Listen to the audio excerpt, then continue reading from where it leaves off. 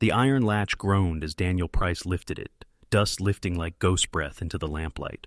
His calloused hand hesitated over the lid of the cedar chest, the one his late wife had once sworn he should never open. It had sat untouched in the corner of the ranch house bedroom for years, collecting dust and silence.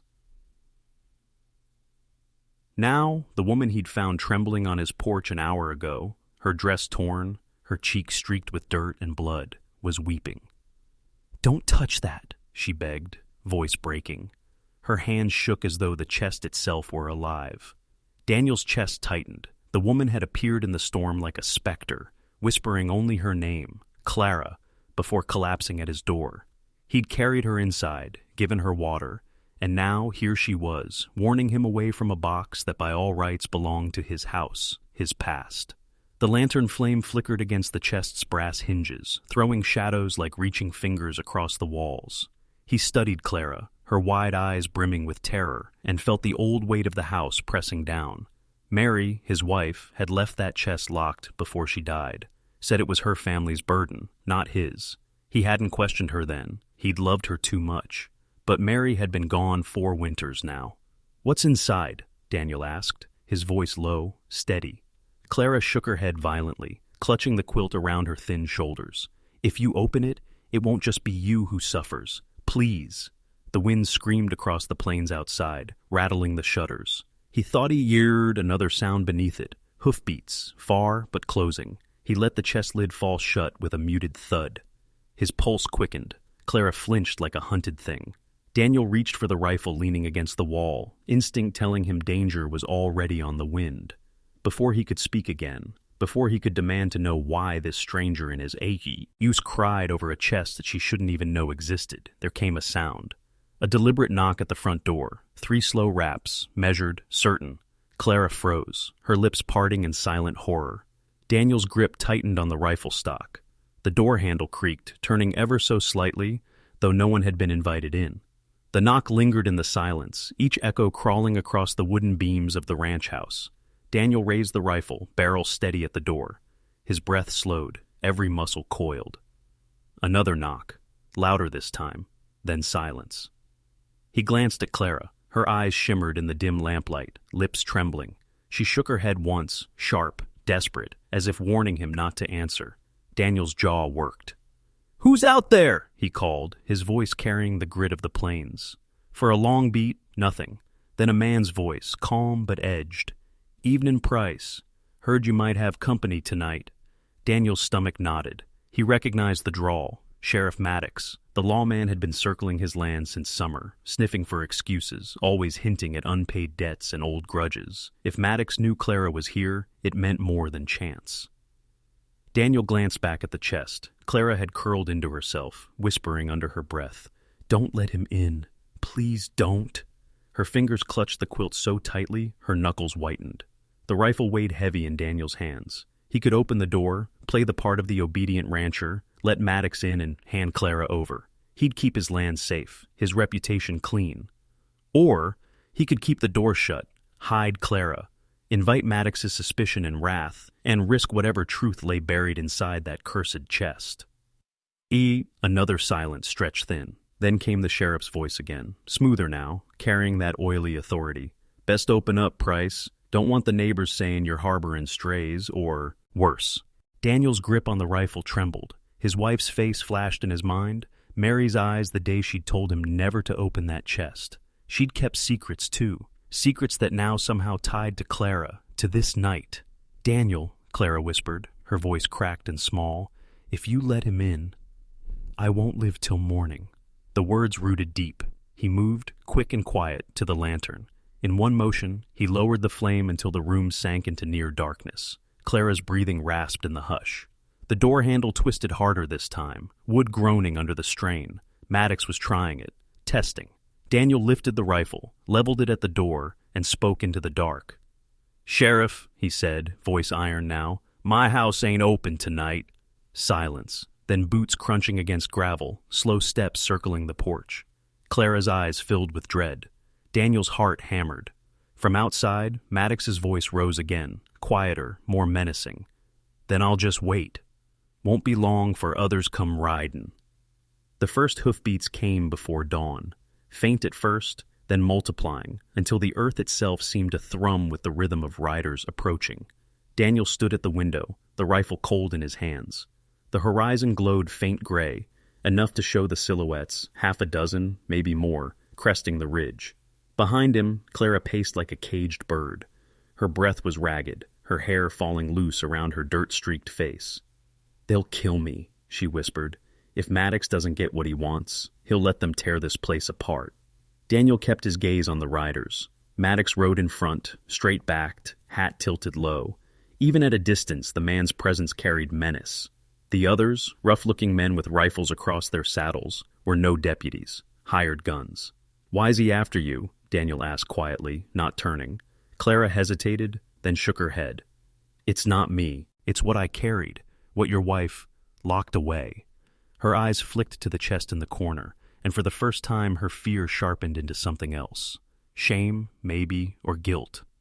Daniel's jaw clenched. He'd buried Mary without asking the questions that had lingered in his gut. He hadn't wanted to know. Now the past clawed its way back, riding hard on horses.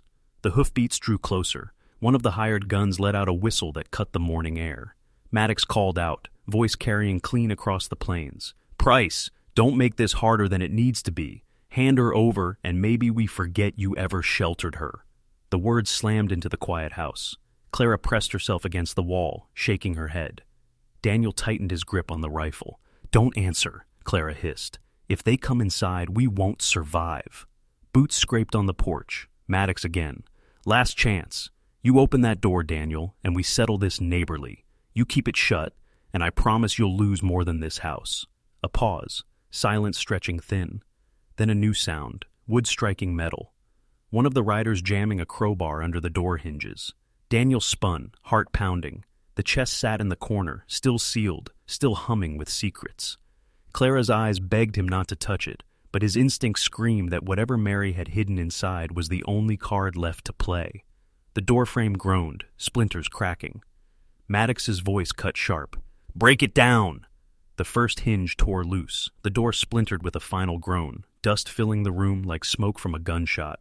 Daniel swung the rifle, but the riders froze at the threshold, unsure of what lay within the shadowed house. Maddox stepped forward, a sneer tugging at his thin lips, but Daniel didn't fire. Instead, he stepped toward Clara, pulling her behind him, shielding her small frame with his own. Her hands found, his arm, fingers trembling, gripping as if he could hold the danger at bay. What are you playing at?" he barked. Daniel stood slowly, keeping his voice calm but firm. "This house, this chest, it's our story, not yours, not theirs. You want to take her, you'll have to go through me." A tense silence followed. The hired men exchanged uncertain glances. Maddox's hand twitched near his gun, but something shifted. Respect, fear, recognition of a man who'd finally found his backbone. Clara reached for Daniel's hand, gripping it as if anchoring herself to his courage. He gave a subtle squeeze, silent reassurance. Outside, the remaining riders hesitated, hoofbeats fading as some called to halt. Maddox's eyes swept the room one last time, lingering on the chest, then on the pair before him. Finally, he spat to the side. "Take her, Price. Keep her safe. But remember, the plains don't forgive." He gestured sharply. The riders mounted, leaving dust and tension in their wake. Clara sank to the floor, trembling but alive. Daniel lifted her gently, wrapping the quilt around her shoulders. The chest sat between them, no longer just a relic of the past, but a testament to choices, loyalty, and quiet courage. He finally opened the locket. Inside, a small portrait of Mary, smiling faintly, staring out as if to approve. Daniel pressed it to his chest. Clara watched, tears glinting in the morning light. Days passed quietly after that. Word of Maddox's retreat spread like wildfire through the nearby towns, rumors twisting but never naming names. The chest remained open, its contents cataloged, preserved. Daniel and Clara worked together to restore the ranch, each act small but deliberate, like stitching the past into a future that could survive. Years later, Clara would remember that first night. The knock, the chest, the rifle, the trust that formed between two wary souls in a house full of shadows. Daniel would remember her hands, shaking, holding the locket, and the sound of hoofbeats fading across the plains. And the chest? It stayed in the corner, silent now, a quiet sentinel. Its secrets preserved, but its lessons engraved into the lives of those who dared to honor them. The final shot lingered on the plains beyond the ranch, wind rippling the tall grass, sun breaking over distant ridges, and the quiet silhouette of Daniel and Clara standing side by side, defiant, alive, and unbroken. For a heartbeat, nothing moved. The hired men shifted, whispering. Maddox's eyes swept the room, lingering on the chest, then back to Daniel. "You're foolish," Maddox said. "Both of you." Daniel didn't respond. He lowered the rifle just slightly and then slowly set it down near the hearth. He turned to Clara, speaking softly, almost to himself. "You're not safe. Not yet. But we'll make it through." Clara blinked, disbelief mingled with relief. She sat on the floor, brushing dust from her clothes, and Daniel handed her a tin cup of water. She drank it in silence, then held it with both hands, as if the warmth itself could keep her alive. For a moment, the world outside, the hoofbeats, the shouting, faded.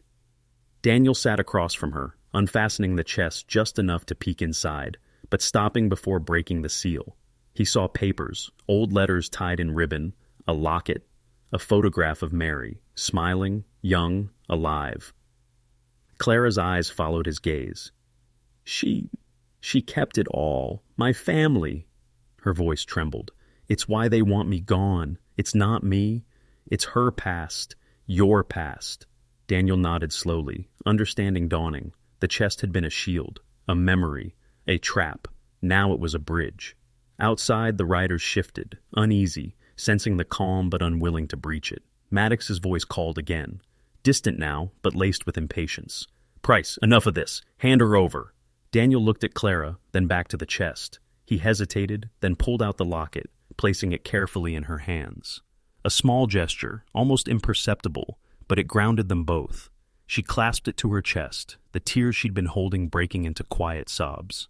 He offered her a nod. No words needed. They understood each other. For now, the immediate threat was paused, but the tension hummed beneath every breath. Outside, the world waited, ready to crash back in. The riders' whispers rose again, louder this time. Maddox's silhouette appeared at the window, looming like a shadow across the glass. Daniel felt the weight of the coming storm, the choices yet to be made, and the fragile thread of trust forming between him and Clara. The first shot cracked through the morning air, splintering the stillness like a thrown stone.